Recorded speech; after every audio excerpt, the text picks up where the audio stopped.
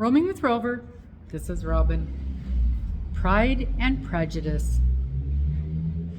Pride and Prejudice, Volume 3, Chapter 2.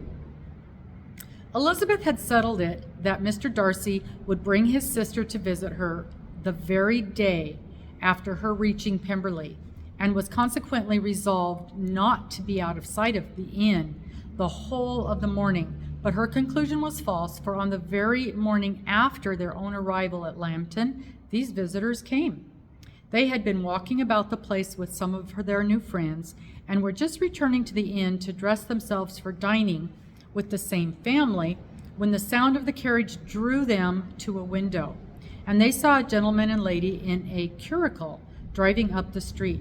Elizabeth immediately recognized the livery, guessed what it meant, and imparted no small degree of surprise to her relations by acquainting them with the honor which she expected. Her uncle and aunt were all amazement, and the embarrassment of her manner as she spoke, joined to the circumstance itself, and many of the circumstances of the preceding day, opened to them a new idea on the business. Nothing had ever suggested it before, but they now felt that there was no other way of accounting for such attentions from such a quarter than by supposing a partiality for their niece. While these new-born notions were passing in their heads, the perturbation of Elizabeth's feelings was every moment increasing. She was quite amazed at her own discomposure, but amongst other causes of disquiet, she dreaded lest the partiality of the brother should have said too much in her favor. And more than commonly anxious to please, she naturally suspected that every power of pleasing would fail her. She retreated from the window, fearful of being seen, and as she walked up and down the room, endeavoring to compose herself, saw such looks of inquired surprise in her uncle and aunt as made everything worse. Miss Darcy and her brother appeared, and this formidable introduction took place. With astonishment did Elizabeth see that her new acquaintance was at least as much embarrassed as herself. Since her being at Lambton, she had heard that Miss Darcy was exceedingly proud, but the observation of a very few minutes convinced her that she was only exceedingly shy. She found it difficult to obtain even a word from her beyond a monosyllable. Miss Darcy was tall and on a larger scale than Elizabeth, and though little more than 16, her figure was formed, and her appearance womanly and graceful. She was less handsome than her brother, but there was sense and good humor in her face, and her manners were perfectly unassuming and gentle. Elizabeth, who had expected to find in her an acute and unembarrassed an observer as ever Mr. Darcy had been, was much relieved by discerning such different feelings. They had not been long together before Mr. Darcy told her that Bingley was also coming to wait on her, and she had barely time to express her satisfaction and prepare for such a visitor when Bingley's quick step was heard on the stairs, and in a moment he entered the room. All Elizabeth's anger against him had been long done away, but had she still felt any, it could hardly have stood its ground against the unaffected cordiality which he expressed himself on seeing her again. He inquired in a friendly way, though general way, after her family, and looked and spoke with the same good-natured ease that he had ever done.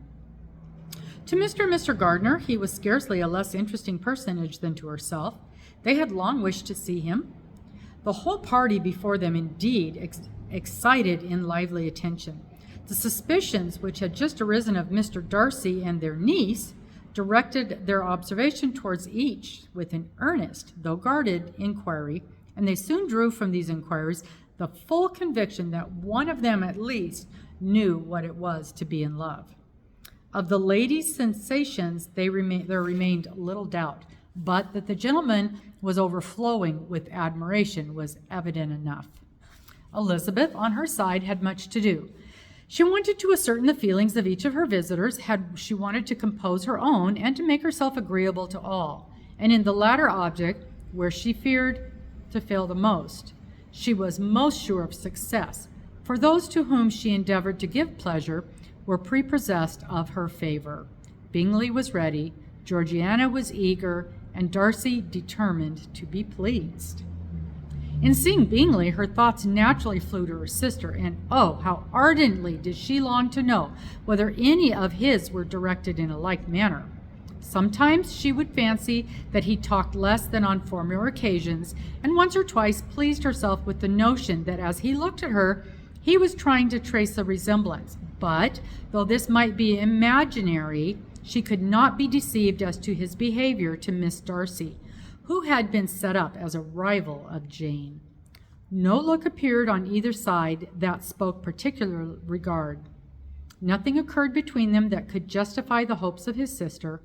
On this point she was soon satisfied, and 2 or 3 little circumstances occurred ere they parted, which in her anxious interpretation denoted a recollection of Jane, not untinctured by tenderness, and a wish of saying more that might lead to the mention of her that had he dared.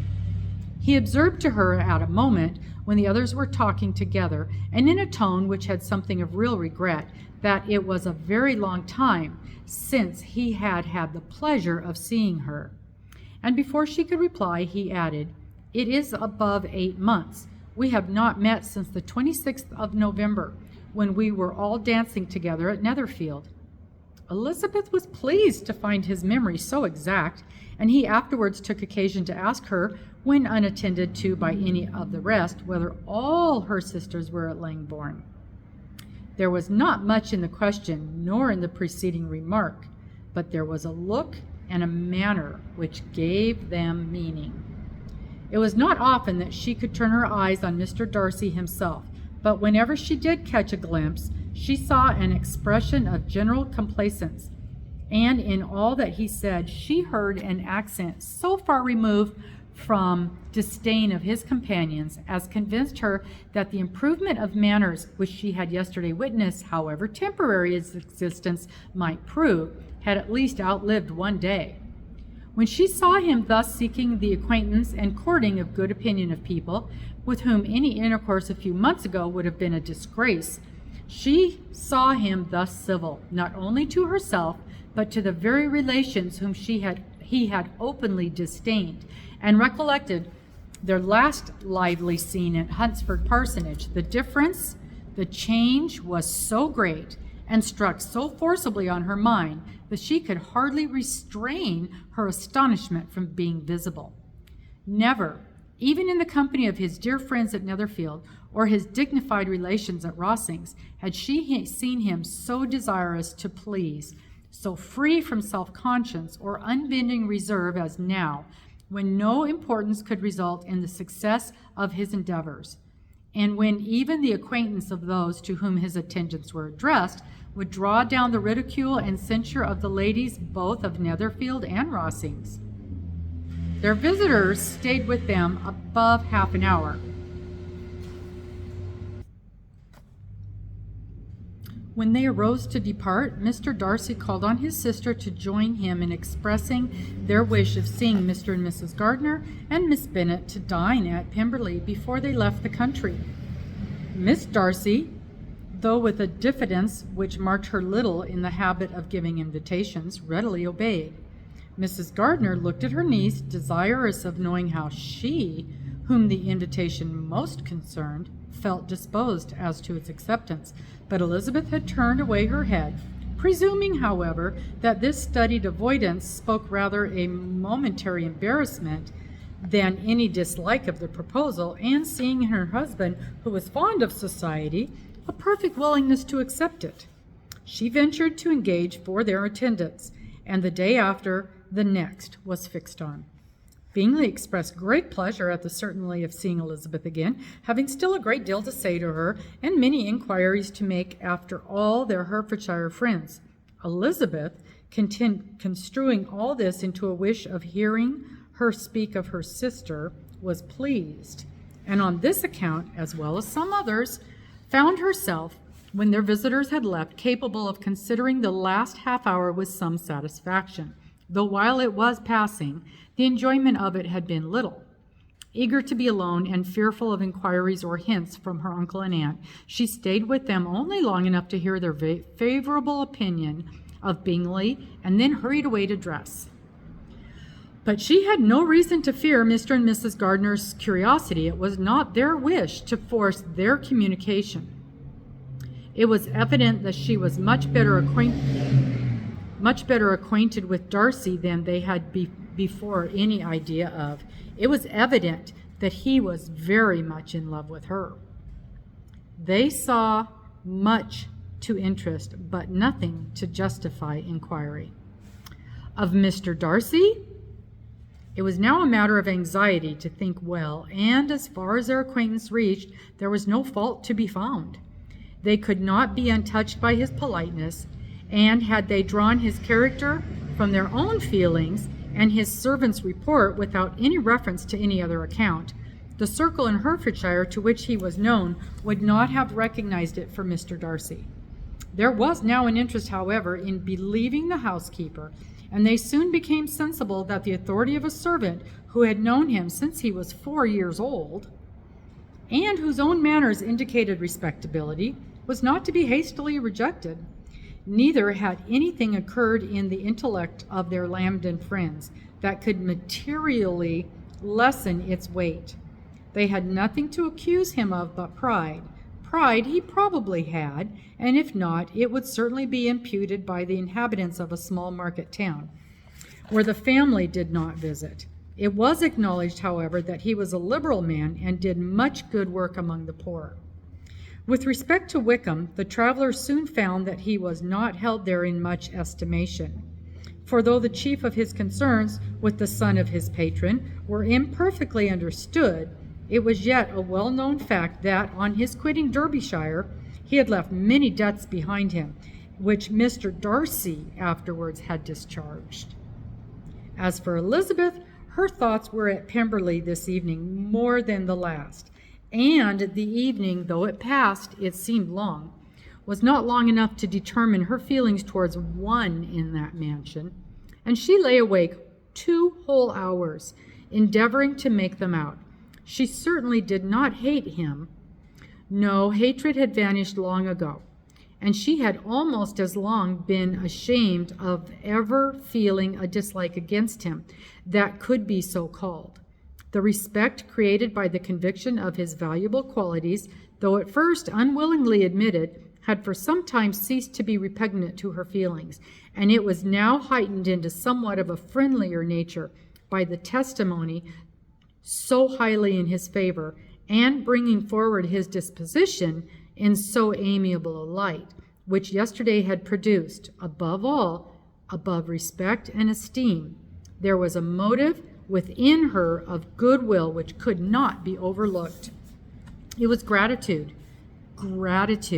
not merely for having once loved her, but for loving her still well enough to forgive all the petulance and acrimony of her manner in rejecting him, and all the unjust accusations accompanying her rejection.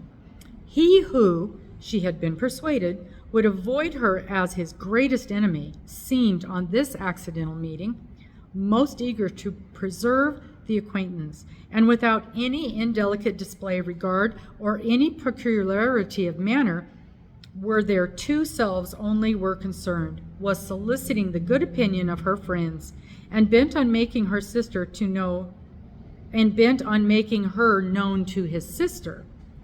Such a change in a man of so much pride excited not only astonishment but gratitude, for to love, ardent love, it must be attributed, and as such its impression on her was of a sort to be encouraged, as by no means unpleasant, though it could not be exactly defined. She respected, she esteemed, she was grateful to him. She felt a real interest in his welfare, and she only wanted to know how far she wished that welfare to depend upon herself, and how far it would be for the happiness of both that she should employ the power, which her fancy told her she still possessed, of bringing on the renewal of his addresses. It had been settled in the evening between the aunt and the niece that such a striking civility at Miss Darcy's, in coming to them on the very day of her arrival at Pemberley, for she had reached it only in the late breakfast, ought to be intimidated, though it could not be equaled by some exertion of politeness on her side, and consequently that it would be highly expedient to wait on her at Pemberley the following morning. They were, therefore, to go. Elizabeth was pleased, though, when she asked herself the reason. She had very little to say in reply. Mr. Gardner left them soon after breakfast. The fishing scheme had been renewed the day before, and a positive engagement made of his meeting some of the gentlemen at Pemberley before noon.